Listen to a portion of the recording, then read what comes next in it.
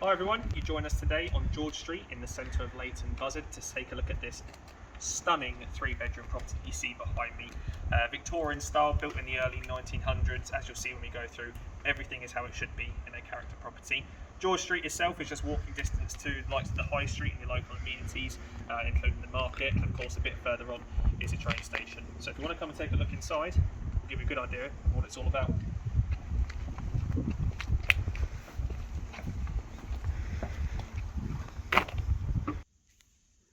Okay, so we've just come into the entrance hall now. You won't be able to see in here as such, but when we go into the living room, you'll see that there is lovely wooden flooring apparent in both rooms of here and the kitchen.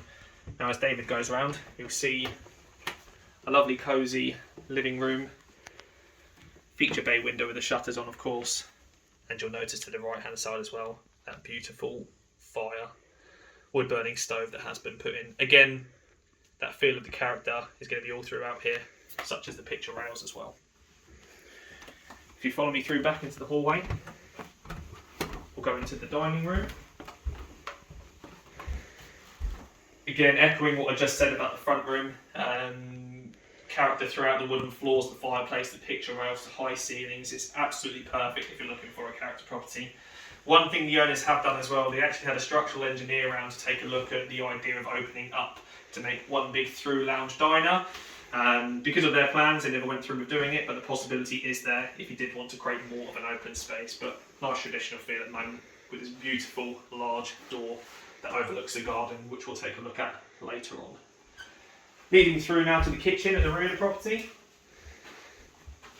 Again, still in keeping with that cottagey effect, everything you need in here, lovely big enamel sink, and the possibility to potentially extend out wider if you did want to do that, but I think it's nice enough as it is at the moment. So if we go back into the hallway now, we'll take a look at the bedrooms and the bathroom upstairs, and then lead out onto the garden afterwards.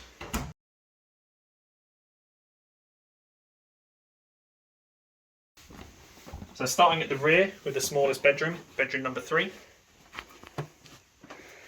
Really good size for a 3rd bedroom in a house of this calibre. Some tend to try and squeeze a bathroom up into the back part of the property, which does sacrifice some space here, but you're still getting a really good sized bedroom.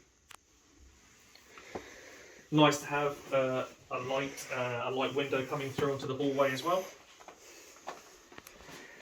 And then we'll just show you bedroom 2 now. Again, similar to bedroom 3 in terms of size.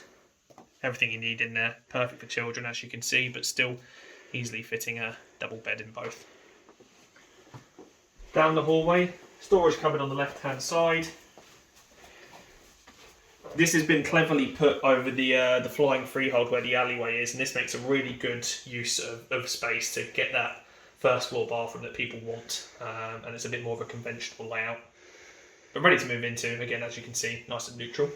And finally, the master bedroom.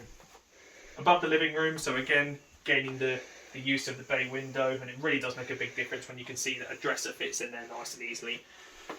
But the room itself is not dwarfed by anything. You've obviously got wardrobes and units fitted into the alcove around the chimney breast. Bed fits in fine, and again, really good size throughout. Nice and bright, obviously a nice day as you can see, sun blaring through, and that's going to be the same in the garden, which we'll go out and take a look at now, along with my favourite part of the house, and it's the secret at the back of the garden. Okay, so we're now into the rear garden now, just coming out of the kitchen. First of all, you can see that you still have side access, even though it is a terrace property. As I mentioned earlier on, you do get the alleyway which comes under the house, and then you have the access at the side. First of the little outbuildings here, perfect for storage, tumble dryer, beer fridge, things like that. Next to that, as you'll see, handy for entertaining, is the outside toilet. It is what it is. And then the patio space is a really good size. Obviously, we're just coming to the end of March now with spring around the corner, summer on the horizon, and a nice place to sit and relax, as you can see. It's a really good space and a lovely sun trap. Fingers crossed it comes out in a second. Now, as I mentioned, there is a secret with this property, and my favourite bit, and it is probably the best example of home office that I've seen in a long, long time, and it is this summer house at the back of the property.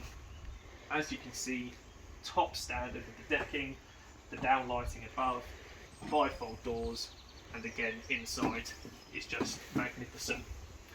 Set up as a home office at the moment, but it could be a bar, man cave, playroom, whatever you want it to be.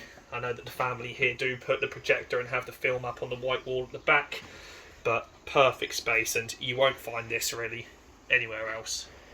You still do get shed space next to it for extra storage, but a really good sized garden as well. It's not really eaten into it too much, and again keeps your work away from a home in a funny kind of way, and that's why it's been my favourite part of the property, and it is something that I love in general. The character of it mixed in with the contrast and the modern twist.